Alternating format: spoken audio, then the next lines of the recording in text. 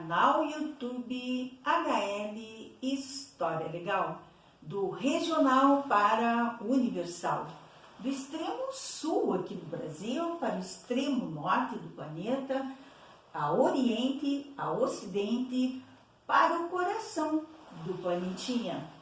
Então estamos aqui com mais um episódio da websérie Casas, Sítios e Fazendas nos Campos de Cima da Serra. Então, nós estamos aqui com o episódio número 2 do Casa Blanca. Muito bem. Então, vamos para os números do canal.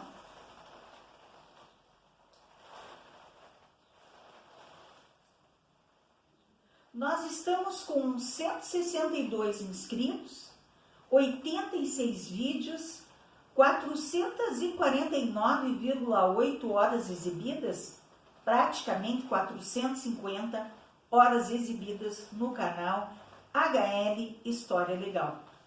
E estamos rumo a 7.000 visualizações. Estamos com 6.730 visualizações. Muito bem. Então, vamos para aquele nosso cafezinho de leitura. Cafezinho de leitura HL História Legal.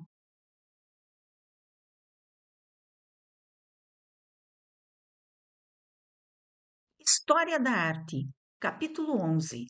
A Arquitetura, século XIX.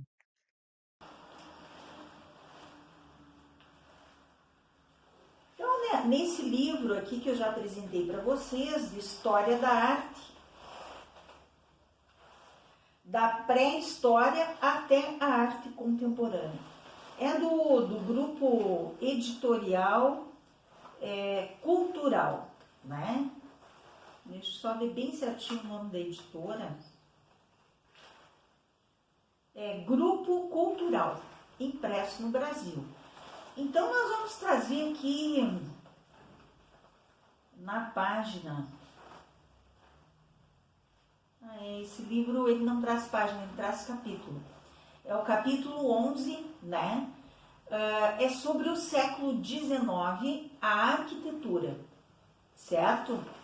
A quantidade de edifícios construídos durante esse século, então estamos nos referindo ao século XIX, de grande crescimento demográfico e urbano, é enorme. No entanto, não foi cristalizado um estilo próprio definido, o ecletismo, capaz de modelar qualquer corrente do passado no presente, foi o traço mais significativo.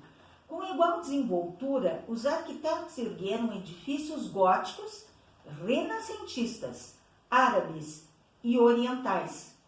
Tome-se como exemplo o Royal Pavilion de Brighton, de John Nash, 1815-18. Repetidamente, as igrejas seguiram o estilo gótico e os palácios e edifícios públicos o renascentista. Então, século XIX. Como é que se contam os séculos? O século XIX é de 1801 a 1899. 1900 passa a ser o século XX. 1901 a 1999 vai o século XX. Por quê? Porque 2000 passa a ser o século XXI, que é o que nós estamos. De 2000 irá até 2099. Quando for 2100, será o século 22, porque será o segundo século, né? O segundo século dos anos 2000, que será contado. Então, o que nós queremos dizer e o que nós citamos no vídeo passado é que no século XIX, lá na Europa, houve todo esse movimento do ecletismo, onde trouxeram estilos de diferentes épocas para o presente que se vivia lá no século XIX. E o que nós falamos para vocês, que aqui no Brasil vivia no século XX, nós vivemos o século XIX, porque há um lapso de tempo. Então, as construções do início do século XX, aqui nos Campos de Cima da Serra, se espelha na arquitetura do século XIX lá na Europa. Então, aqui, deixa eu dar uma giradinha para localizar. Nós estamos aqui no Brasil. Nós vamos nos espelhar. Deixa eu dar uma viradinha aqui para a gente poder mostrar. Aqui na Europa. Aqui em cima na Europa, né? Hemisfério Norte, vai influenciar aqui no Rio Grande do Sul, Hemisfério Sul, né? Por conta do quê? Porque a partir de 1500, a partir de 1492, na verdade, quando houve o descobrimento da América e posterior conquista, vai haver todo um movimento de transferência de cultura. O Brasil, aqui a América, ela vive uma tecnologia na época muito semelhante à pré-história. Pouquinhas, digamos assim, poucos avanços da pré-história. Poucos avanços. Aqui no Brasil, por exemplo, o indígena usava uma canoa, enquanto que os europeus chegaram com navios, enormes navios movidos a vela, já usavam uma energia para locomover esses navios, que era o vento. Velas movidas a vento. 1500, quando é descoberto o Brasil. Não foi descoberto? Foi sim, os europeus não conheciam. Então, para eles foi uma descoberta, eles não conheciam. Eles descobriram e depois efetivamente conquistaram, né?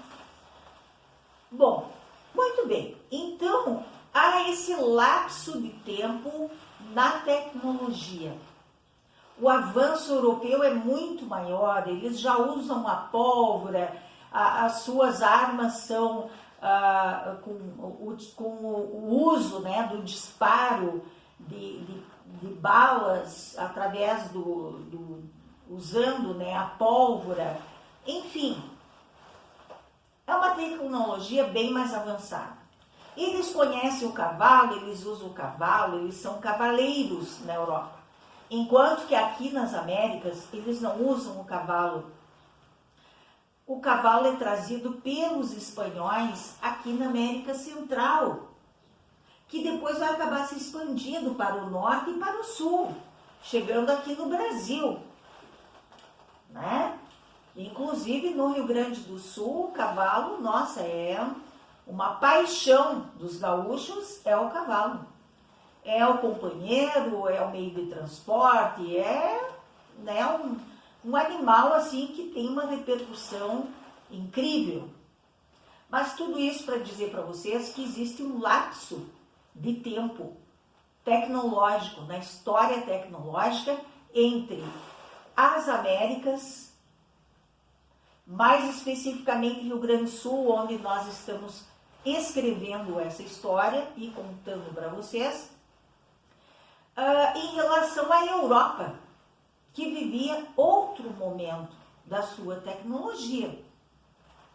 Então, um exemplo aqui é no início do século XX, aqui em Vacaria, Rio Grande do Sul, Brasil, a partir de 1913, Frei Éfrem de Bellevaux chega nos Campos de Cima da Serra e faz um novo projeto para a Catedral de Pedra Moura. e ele faz uma maquete em madeira e apresenta à população uma maquete com um projeto, a projeção do que seria a catedral em pedra, aos moldes do estilo europeu, do estilo gótico na fase final neogótico, porque o gótico tem 3 fases.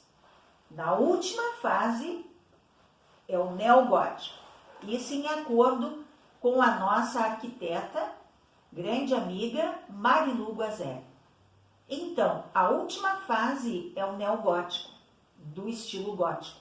E a nossa catedral, aqui em Vacaria, Rio Grande do Sul, Brasil, nos Campos de Cima da Serra, foi construída de 1913 ao 1938, quando foi concluída com a colocação do seu piso, em estilo neogótico. Essa é um exemplo do ecletismo lá da Europa, que é um fato que está sendo mencionado aqui, do ecletismo do século XIX. O ecletismo, capaz de modelar qualquer corrente do passado no presente, foi o traço mais significativo. Com igual desenvoltura, os arquitetos ergueram edifícios góticos, renascentistas, árabes e orientais. Tome-se como exemplo, então, o Royal Pavilion de Brighton, de John Nash, 1815-1818. O apogeu gótico, iniciado na Inglaterra no século XVIII, terá uma importância sem igual. A conclusão da Catedral de Colônia, por exemplo, quando em meados do século o Renascimento primeiro e depois o Barroco voltaram a gozar do prestígio geral, pode-se dizer que o movimento eclético alcançou sua plenitude. Esta fase final da arquitetura romântica, o que eu falei para vocês? São traços da cultura romântica, da cultura gótica, neogótica, que são trazidos aqui para os Campos de Cima da Serra no início do século XX. Então, chega inclusive até 1900, em algumas de suas escolas, encontra seu melhor exemplo na Ópera de Paris, obra neobarroca de Garnier, abarrotada de esculturas e ornamentação. Quase nenhum arquiteto soube responder aos desafios da era industrial, às exigências demandadas pelas novas fábricas, armazéns e moradias urbanas, que constituíam o maior volume da construção.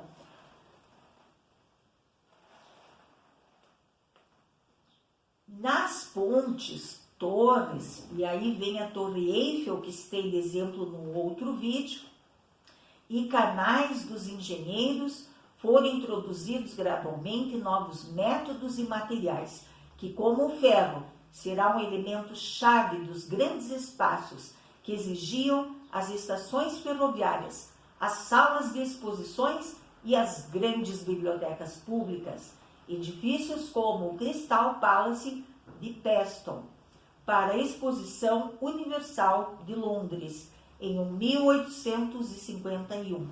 Então, 1851, século XIX. Ou a Biblioteca de Santa Genoveva de Paris, de Labrouste, converteram-se nos autênticos predecessores da arquitetura do século XX. Então, aqui, nos Campos de Cima da Serra, o que está acontecendo? No século XX, no início do século XX, as construções estão adquirindo o ecletismo, os conceitos do ecletismo, que é uma mistura de estilos do século XVIII ou até antecedente a XVIII, né? Como lá na Idade Média o estilo gótico, né? Que foi o preferente, né? Da época era o estilo gótico na Idade Média, o estilo romântico, né? E aqui então no início do século XX, em 1938, se conclui a Catedral de Pedra Moura, que é em estilo neogótico, a última fase do estilo gótico, já influenciada pelo ecletismo. Depois, posteriormente, em 1944, é construída essa casa aqui no bairro Santa Terezinha, na rua Santos Dumont, num bairro que está surgindo na década de 40, né? Foi feito um loteamento num campo imenso que era do senhor Florencio. Ali não traz o sobrenome do senhor Florencio, mas essa casa, o fato é que essa casa, que denominamos Casa Blanca, foi construída em um desses amplos terrenos, que inclusive traz, na nossa filmagem, vocês vão verificar, um marco, né, que mostra o quão amplo era o terreno dessa casa. Essa casa, ela foi construída num amplo terreno, um amplo campo, né? Dá para se dizer que é um amplo campo, né? Pode se denominar uma chácara, né? Antigamente, e foi construída essa casa que traz uma mistura de estilo espanhol com austríaco nas palavras da arquiteta Marilu Guazelli. E vocês vão ver o marco entre duas propriedades, o Casa Blanca e uma casa que foi construída posteriormente, nos anos 70, ao lado do Casa Blanca. É uma casa em estilo anos 70, nos moldes da arquitetura moderna, um estilo mais funcional, uma casa bem mais simples, bem menos ampla que o Casa Blanca, está a seu lado. Mas vocês verão que o muro da casa, que era feito em pedra moura, ele vai além da frente da casa, do Casa Blanca, da residência, do imóvel Casa Blanca. Ele vai além, ele continua na frente daquela casa. Então, anteriormente, aquele terreno da casa que está ao lado do número 299, que talvez a gente traga essa história também. Se for permitido pelos proprietários, traremos também essa casa, que é uma casa pela qual eu tenho muito carinho, porque era onde eu passava férias nos anos, final dos anos 60, início dos 70, passava férias ali. Essa casa era de propriedade de Nerínio Pereira de Almeida, meu tio, irmão da minha mãe, Maximília Braga de Almeida. Então vocês verão o que vai chamar atenção nas filmagens, que eu trago juntamente com a entrevista de Rafael Zacchi. Vocês verão o marco ali através da pintura do muro, que vai até uma altura e para, né? Mas que vocês vão ver que segue esse muro. Esse muro era de pedra designada moura, aqui nos campos de cima da serra. Se reportando aos mouros, essa é uma outra história, né? Que vocês podem conferir lá no episódio da Catedral de Pedra Moura, na websérie A Religiosidade nos Campos de Cima da Serra, que eu tenho no meu canal. HL História Legal. São, após, né, a websérie A Saga do Frigorífico Vacariense, para quem gosta de história política, assista A Saga do Frigorífico Vacariense. Traz o período militar, do período militar até a globalização aqui no Brasil. Inicia então o período militar e depois torna-se democracia e tempos de globalização. Para quem gosta de história política, assista A Saga do Frigorífico Vacariense. Para quem quer saber a história da Catedral de Pedra Moura e esse termo, por que se denomina Pedra Moura, assista os episódios da Catedral de Pedra Moura na websérie A Religiosidade nos Campos de Cima da Serra. A outra websérie que está ocorrendo, não encerramos ainda, é a websérie A Educação nos Campos de Cima da Serra. Na websérie A Educação nos Campos de Cima da Serra, nós trazemos a história do Colégio São José, do Colégio São Francisco. O Colégio São José tem 122 anos, o Colégio São Francisco teria um pouco menos, mas teria aí uns 100 anos de história, infelizmente fechou. Foi o primeiro colégio masculino. O primeiro colégio masculino foi o Colégio São José. Aliás, o primeiro colégio feminino foi o São José. E o primeiro colégio masculino foi o São Francisco, que inclusive foi internato, né? Os alunos estudavam em regime de internato, né? Assim como também o Colégio das Irmãs de São José. Mas isso é uma outra história. Está lá na websérie A Educação nos Campos de Cima da Serra, onde nós temos episódios também sobre a escola mais antiga pública, Padre Epre. Depois nós temos Nossa Senhora da Oliveira, que é a escola do bairro da Glória. E nós temos também os episódios contando a história do Ione Campos dos Santos, que está ligada à religiosidade, está ligada à história da Casa Espírita Urubatã de Melo. Os espíritas também, se quiserem, podem assistir na nossa websérie A Religiosidade nos Campos de Cima da Serra, a história sobre a Casa Espírita Urubatã de Melo. E nós temos, então, depois do Ione, agora virá os episódios sobre a Escola Estadual de Ensino Médio Padre Pacífico. Já estamos desenvolvendo esses episódios. Então, ficamos por aqui com essa maravilhosa história. Não percam a entrevista de Rafael Zac, que é um chefe de cozinha, proprietário do restaurante Bistrô e Café Casa Blanca, onde está instalado nesse imóvel que nós estamos contando a história para vocês e analisando a arquitetura juntamente com a arquiteta Marilu Guazelli. A arquitetura também é história.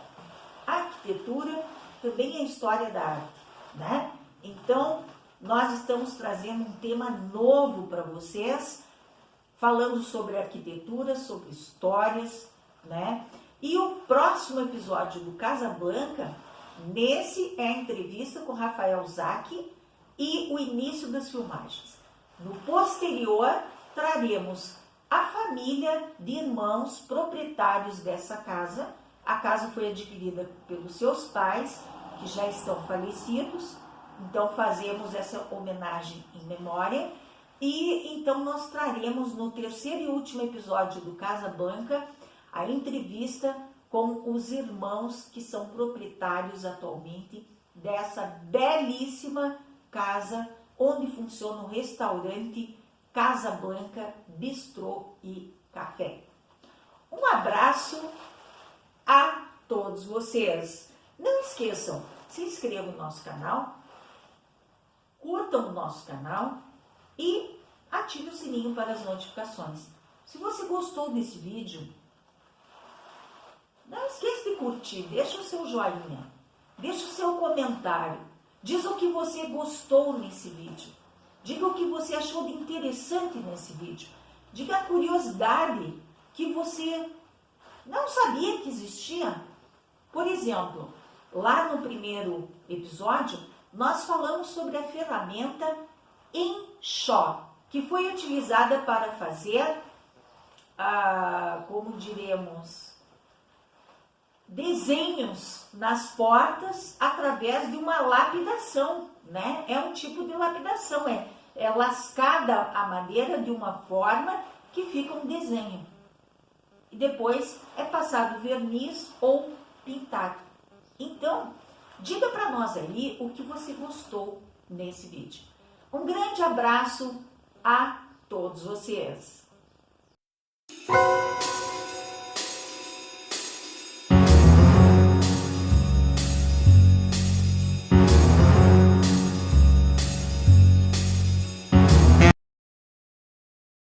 Casa Blanca.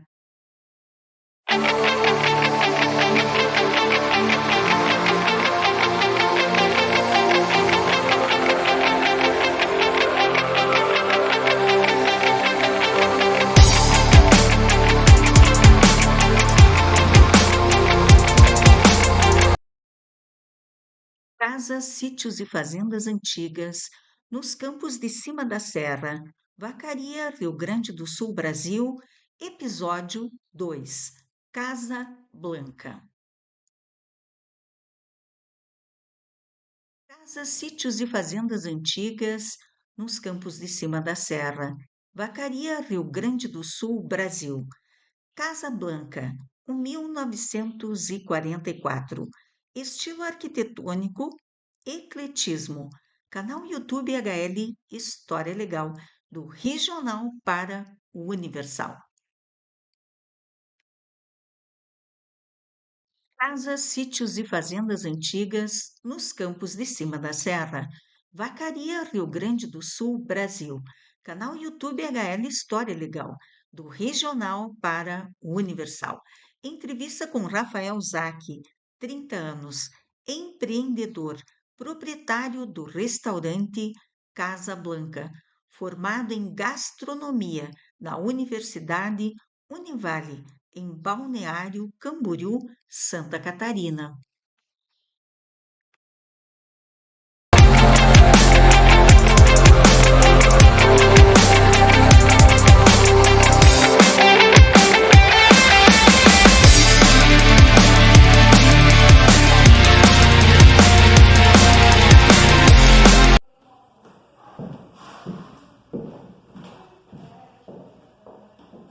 Canal YouTube HL História Legal, do regional para o universal. Um canal que é comprometido com a verdade.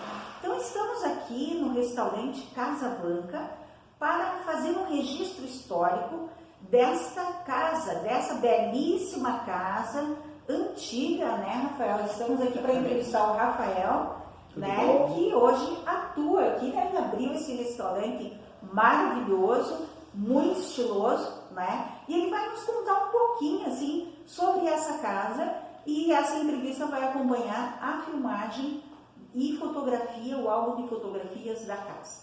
Então, vamos iniciar. Pode começar se identificando, Rafael.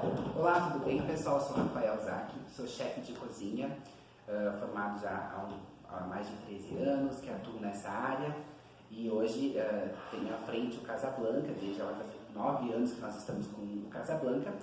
E ele tem uma história legal, porque é uma questão que, particular minha, eu gosto muito de casas antigas, sou apaixonado por essa arquitetura, busco lugares assim. O nosso outro endereço, antigamente, também era numa casa antiga da nossa cidade, né? E a gente, posterior, veio para esta. E sim, também tem toda uma história, né? Como a gente sempre gosta de falar, são memórias que a gente cria dentro dessas casas, porque casas antigas, hoje, né, hoje é um restaurante, enfim, é um comércio, mas tem história, teve vidas, teve reuniões, teve encontros de famílias, né, teve momentos complicados, teve momentos alegres, e acho que é isso que nos move e me move estar em lugares assim, né, nessas casas mais antigas e com uma arquitetura única, né. Às vezes eu fico pensando como que essa casa há 80 anos, que ela tem mais ou menos na década de 40, quase 80 anos, ela estar dessa maneira, com a arquitetura original, né? As portas, os detalhes, né? O teto, a fachada, né? Há 80 anos atrás não existia tanta tecnologia que nem temos hoje, né? Hoje nós temos uma tecnologia muito avançada que nos permite criar muitas coisas muito mais rápidas na nossa engenharia e arquitetura. Mas há 80 anos atrás não existia isso. Nossa, né? as ferramentas, né, eram muito precárias. Então, para assim, fazer uma construção desse nível. Né? Desse nível. Então essa casa praticamente que a gente está hoje, toda a base dela, ela é feita em pedra moura, que é a mesma pedra da nossa catedral da cidade. Então a gente também sempre tenta preservar isso e gosto, né, em parceria junto com os proprietários da casa. Né, nós sempre temos essa mesma visão de preservar isso, porque eles também têm memórias. Né, eles têm uma conexão muito grande com essa casa e eu sou muito grato por estar aqui, cuidando e dando continuidade a esse legado que a família deixou e viveu por muitos anos aqui. Né? Quando nós fizemos a nossa locação, lembro que a gente conversou que o seu Jaime e Dona Zuma, que são os proprietários, né, já falecidos, mas eles sempre gostavam de casa cheia, de casa alegre. Qual era o sobrenome do seu Jaime? Eles são da família Ferreira Miquelin. Ah, Jaime Ferreira Miquelin. Jaime Ferreira Miquelin. E ela? Zuma Ferreira Miquelin. Então, E tu acha quantos anos assim foram eles que construíram não, a casa? essa casa foi construída pela família, se não me engano, pela família Camargo. Camargo. Isso. Depois ela passou por um tempo para a família Batalha e depois sim a Dona Zuma e o seu Jaime adquiriram essa casa. Essa casa, na verdade, eles moravam na casa ao lado, o seu Jaime e Dona Zuma, né, pelo que até as filhas e a família nos contou. Mas que década então eles moraram naquele? Aqui eles moravam, acho que uns 25 anos atrás, eles se mudaram para essa casa, os atuais todos. Ah, uns 25, então eles moravam naquela casa ali ao lado, exatamente, nessa casa ao lado. E eles, o sonho da Dona Zuma era ter essa casa, para comprar essa casa. E aí depois de um tempo eles conseguiram comprar essa casa e viveram por muitos anos aqui. Sim. E eles, né, e a gente preserva muito a história deles, a gente preserva muito, a gente evidencia muito a história da família, porque é uma história bonita, é uma história de união, de encontros. Eles são uma família muito comunicativa, né? O seu Jaime gostava muito de tocar bandoneon, então reunia a família, né? Então a gente sempre, eu sei um pouco disso porque a gente conversa, e conversávamos muito no início com os filhos, né, os herdeiros da casa, e a gente sempre quis manter e preservar toda a estrutura. Vocês já conheciam esse casal? Não. Isso não foi um achado, né? Como eu sempre falo, são presentes que... Que ano mais ou menos vocês acharam essa casa? Vai fazer 3 anos que a gente achou. 3 anos. Isso, exatamente. O Casablanca vai fazer 9 anos. Nós ficamos 6 anos, quase 6 anos no nosso endereço antigo. Onde que era na Marechal Floriano, bem ali no centro, bem em frente à praça. Também era uma casa antiga, né? Era bem em frente à praça também. E hoje, daí vão fazer 3 anos que nós estamos aqui. E foi um achado, né? Nós entramos em contato com uma imobiliária, eles falaram que talvez não teria possibilidade, enfim, e a gente conseguiu e estamos aqui, né? Mas vocês conseguiram isso via imobiliária ou não? Direto com eles. Direto com eles. Ah, que legal, bem interessante. E a gente tem uma comunicação muito amigável, né? Eles vêm, frequentam a casa, eles se emocionam ainda em estar aqui, né? Porque as memórias são muito grandes. Você falou, existe uma vida, existe uma vida. Eles moraram 20 anos, pode ter nascido. Exatamente. Não sei se filhos, mas talvez netos. Exato. Então eles têm uma memória afetiva muito grande dos encontros, enfim, de toda essa das lembranças, né? E uma curiosidade, quando a gente entrou na casa para ver pela primeira vez, a casa estava mobiliada. Ela sabe exatamente como a família tinha deixado. Então tinha todos os móveis, quarto, sala, cozinha, tudo como era, né? A história da família, as cortinas nas janelas, os porta-retratos nas paredes. Nossa, né? Que pena que não deu para filmar assim, né? Exato. E aí, essa casa é muito linda, a casa é muito, né? E a gente sente uma energia muito boa, muito né? boa. É uma casa com uma energia boa. E isso eu lembro que uma das meninas me falou. Uma das meninas que eu falo, meninas são uma das herdeiras da casa, né? E elas me falam assim que, Rafa, essa casa tem uma energia muito boa. E é verdade, e é real. É uma casa de energia muito boa, né? A gente já fez inúmeros eventos, casamento, aniversário, formatura. E a energia é essa, sabe? A energia de uma casa feliz. Acho que é isso que nós temos. E isso junta muito com a proposta nossa. Tu modificou muito a arquitetura dela ou quase nada? Nós só modificamos a parte de iluminação. Só exato. O resto não foi, né? O restante da casa totalmente era dessa maneira. Nós não mudamos nem a cor. As cores também são da casa que são bem tradicionais. São bem tradicionais. E a gente quer manter, né? A ideia não é claro, é muito bonita. A ideia nossa é realmente manter isso e deixar isso em evidência. Tanto que eu solicitei à família que me fizesse uma história para nós colocar na nossa entrada, né? Sim. Nós vamos mostrar no canal. Acho bem interessante esse quadro. Né? Esse resumo foram as meninas que fizeram, né? A família que fez. Mas é uma coisa assim que eu quis que tivesse, porque eu acho que todo lugar tem uma história. Claro. Todo lugar. Nós entramos agora, mas existia uma história aqui. Né? Existia uma vida, existia uma família, existiam encontros, né? E agora, talvez assim, essa casa de Jaime Zuma agora passa a ser o Casablanca. Né? Claro. Eu acho que é isso mesmo. Agora, E bonito o nome do restaurante, É. né? Casablanca. o Tu Casablanca... tirou isso de filme, o nome do filme Não, Casablanca? na verdade, Não. o Casablanca, foi um sonho. Eu sonhei com esse nome. Estávamos em busca do nome do restaurante, e em busca, e buscando algumas referências em redes, enfim, e sonhei. E é um filme clássico e muito famoso, viu, E Rafael? eu fui descobrir esse filme muitos anos depois. Eu não sabia desse filme.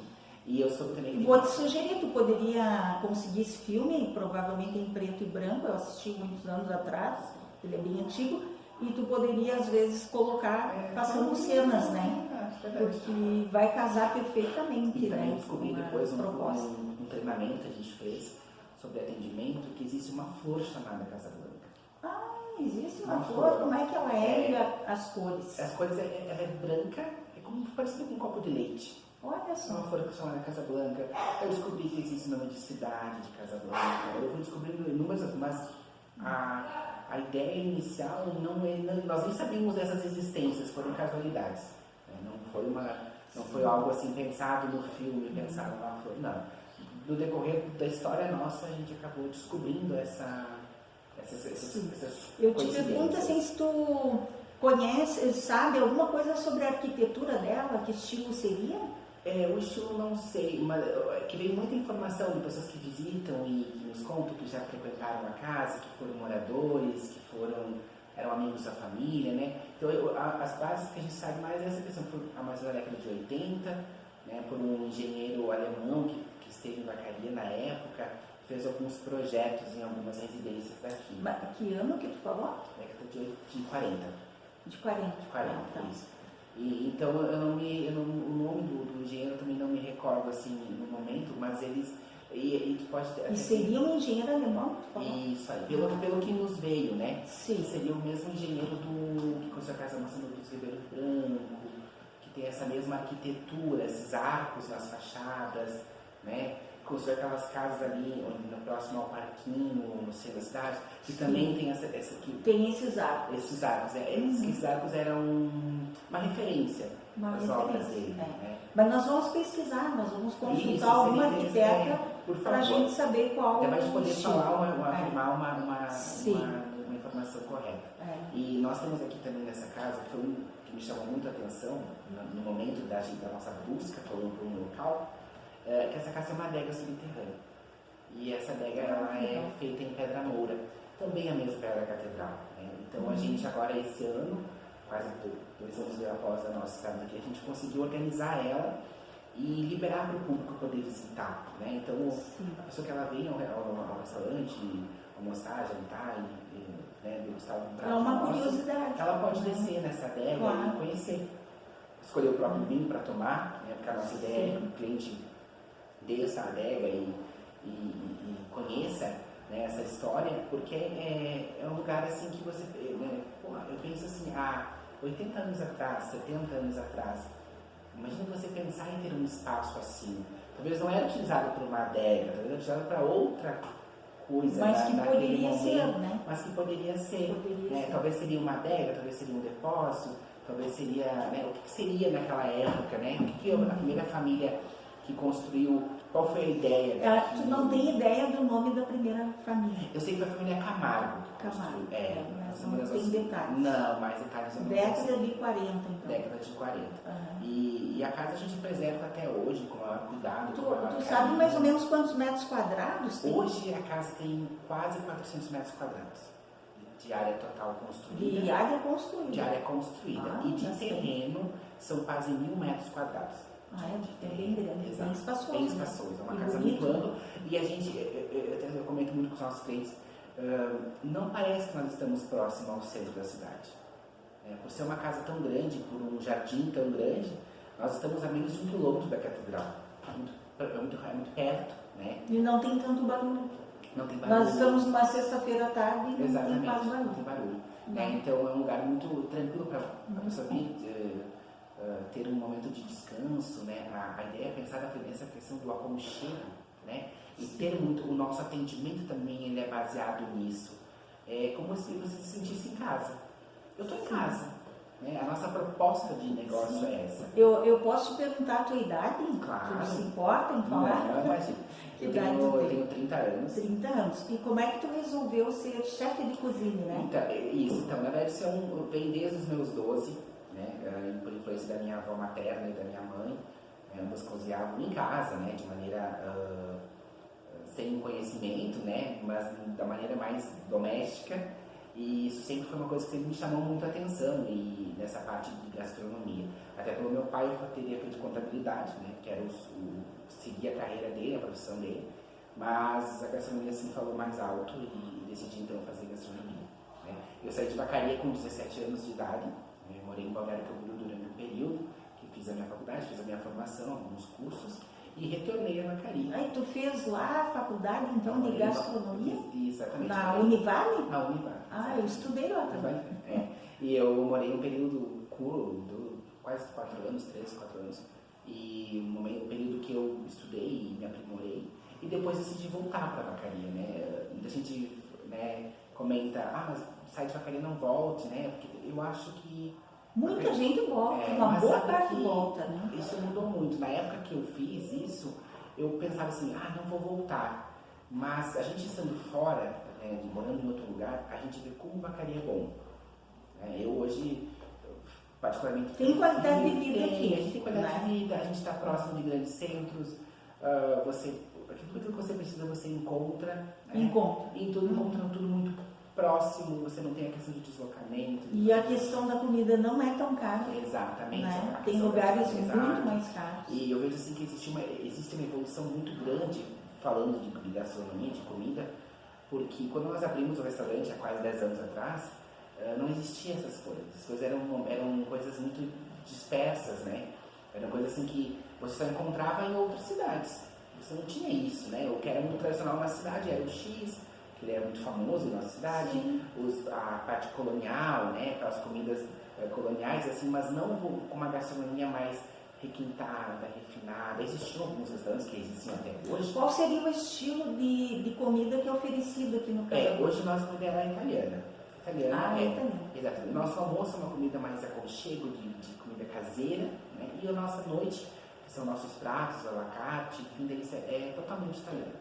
A nossa inspiração é italiana, tanto que a nossa decoração hoje ela é com toalhinhas xadrez, ela tem a questão de uma massa na mesa, tudo para relembrar e para nos trazer na memória afetiva momentos de uma culinária, de uma cantina italiana, né? Sim. A nossa proposta é essa, que hoje sejamos uma cantina italiana. Mas tem algumas sobremesas francesas, né? Exatamente. Eu pedi esses dias aqui o petit gâteau, né? O petit gâteau é um clássico, né? É um clássico. É um clássico. Eu lembro que quando a gente começou, há quase 10 anos atrás, não existia petit gâteau, mas era uma coisa muito remota.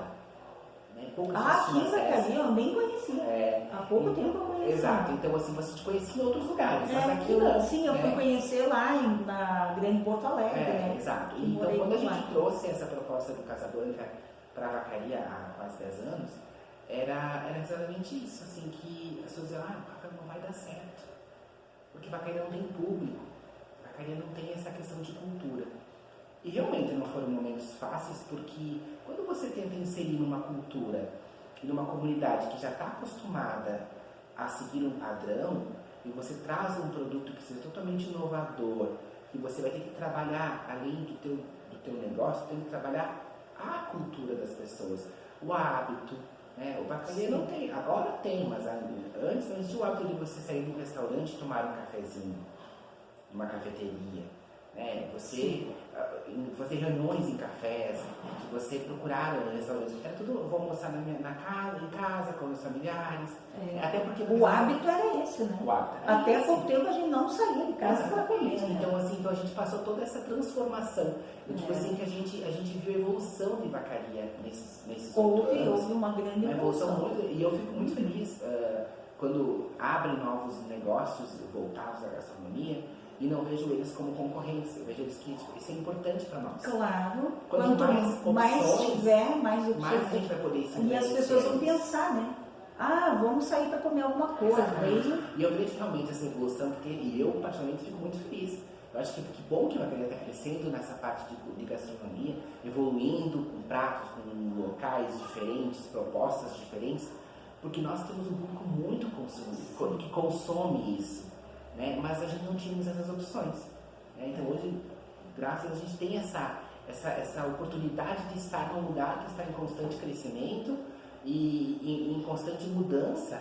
E as pessoas estão abertas a mudanças atualmente. E as pessoas estão buscando estão buscando novidades, né? Exatamente. Hoje as pessoas quando vêm aqui, elas dizem, Rafael, a gente parece que a gente está em Gramado, pela arquitetura da casa, pelo local, pela maneira que nós montamos. E eu me orgulho disso. Porque quando a gente vem num lugar que as pessoas eu passava por Vacaria e não imaginava que tinha um lugar assim. As pessoas são turistas passeando, enfim. Eu não pensava que Vacaria tinha um lugar assim. E que bom, mas tem. Vacaria tem muito a oferecer para nós. É a mesma coisa, Rafael. O meu canal ele é de história, né? Então as pessoas, nossa, não vai dar certo, porque ninguém gosta de história. Quem disse que ninguém gosta? Tem um monte de gente que gosta, mas que não tinha a oportunidade de assistir. Né? Sabe que então, essa questão da história é engraçada, porque na minha faculdade a gente tinha uma disciplina que era História e Patrimônio Cultural. Tem que ter. Né? E eu, na época, adolescente, não tem nada a ver, me questionava, mas não tem nada a ver a história com gastronomia, né? Naquela época. Hoje, o conhecimento que eu tenho, com a bagagem que eu tenho, com aquilo que a gente porque eu aprendi nesse decorrer desses anos e após a minha formação, história tem tudo a ver. E a história está em tudo, não só na gastronomia. Está na questão de história familiar, de casas, de estabelecimentos, de construções, da própria comida. A gente é movido a história, né? Então eu sou uma pessoa que adoro ler sobre história, adoro ler livros, né? E acho que é exatamente isso. A gente revive e a gente entra no mundo, a gente sai do nosso mundo atual. Quando você lê livro, você entra naquele se transporta para outra época, né? Exatamente. E eu acho que isso é tão bacana que você consegue ter vivências diferentes, né? Eu acho que é isso, as pessoas deveriam talvez ter um pouco mais. E quando tu entra, né, numa casa antiga assim, tu também parece que entra para uma história, para uma outra dimensão. Exatamente. Tu sente no outro, né, outro ambiente. Outro ambiente. Né? E isso que é a proposta que o Casablanca tem, de estar numa casa antiga, valorizar, né? Ao invés de você destruir, você restaurar. Eu fico com muita pena nas cidades grandes, principalmente, que eles derrubam verdadeiros patrimônios históricos, coisa mais linda, casas desse estilo aqui, inclusive. Até aqui em Vacaria que teve algumas casas que eu acho que foram derrubadas que não deveriam ter sido, né? Que daria grandes lugares lindos. De repente eles fazem um prédio ali sem quase identidade. Exato. Né? E eu sempre sou um apaixonado por casas antigas, gosto de coisas antigas, gosto de móveis, de objetos antigos. E eu acho que isso remete um pouco também da questão da cultura, né? Acho que a minha família veio de uma família bem tradicional e uma família muito humilde, então também é isso, né? Isso me remete à minha casa da minha avó. Sim, isso é bom, né? Casa de vó, né? Sentir, né? Casa de vó. E até às vezes a gente faz um prato, uma carne de panela, enfim, e o molho fica bem vermelho. E aí eu lembro assim, até eu brinco a carne a carne da avó. A carne que a minha avó fazia. Então são memórias afetivas que a gente tem. Claro. Né? E quando você vem num lugar com uma arquitetura dessas, que nem temos hoje aqui no Casablanca, é exatamente isso. É você revive momentos. Né? E os móveis e objetos, você adquiriu? Isso, são todos nossos. Na casa nós não temos nenhum objeto antigo deles. Né? A lareira a gente manteve exatamente sim, porque ela é construída, né? E a gente não mudou cor, não mudamos nada, ela é exatamente assim. A casa, como nós recebemos a casa na locação, a gente manteve, né? As cores, até você vai pintar a casa de branco, porque era casa branca, né? Eu disse, não tem por que eu pintar a casa de branco. Né? A referência é uma casa branca, mas a casa ela é bonita dessa na verdade ela é branca e daí tem a parte rústica, né? Mas a parte externa dela é assim, cinzinha, né? Mas não influencia na nossa proposta, não influencia na casa, né? Eu acho que é muito mais aquilo que a gente vive aqui dentro, né? Acho que isso é muito mais importante do que né? O Casablanca, as pessoas já conhecem o nosso trabalho há muitos anos, né? Bom, para não ficar muito longo o vídeo, né, porque hoje as pessoas não gostam de assistir muito longo, eu queria que tu deixasse uma mensagem, assim, o que tu acharia interessante falar, né, nessa nossa websérie que são casas, sítios e fazendas antigas nos campos de cima da serra. Eu acho que a minha mensagem maior é vamos preservar essas casas, né? Acho que é isso que a gente precisa hoje.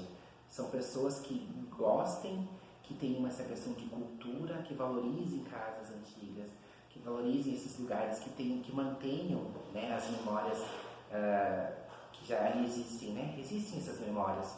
Eu acho que como uma cidade que tem história, uma cidade que tem vida. Então, quando a gente vai num município, numa cidade que você encontra algo que você, sendo como turista ou como passando por ali, você encontra lugares antigos, preservados, restaurados, ali isso mostra a cidade que ela se preocupa com o passado também. Ela está voltada ao futuro, mas ela se preocupa com o passado. Eu acho que o passado é a questão mais importante que a gente tem que ter, né? É manter as nossas tradições, manter as casas, manter essas coisas. Parece dar um certo conforto para as pessoas, né? Hoje se sentem em casa. Exato. Né? Porque hoje, quando tu passa uma cidade mais nova, uma cidade moderna, né, você não tem história. Prédios. Fica uma coisa mais fria, né? Mais... Quando você encontra uma cidade, por exemplo, Vacaria, não tem muita identidade. Você encontra esse casarão que nós estamos, né, em outros casarões. A própria catedral, né? Ela te dá um aconchego, né? Ela se sente numa cidade diferente. É uma coisa. Se sente acolhido, né? Muitas vezes você fala, eu fui acolhido por Vacaria, né? E eu acho que é exatamente isso. Você se sente acolhido. Eu, quando morei em Balneário Camboriú, cidade maravilhosa, cidade perfeita para turista, mas para você morar não é legal. Porque não tem história, né? Você tem uma história dela, mas hoje Vacaria tem mais. Talvez não seja preservada a história. Exatamente, hoje lá eu morei lá na década de 80, quando era adolescente.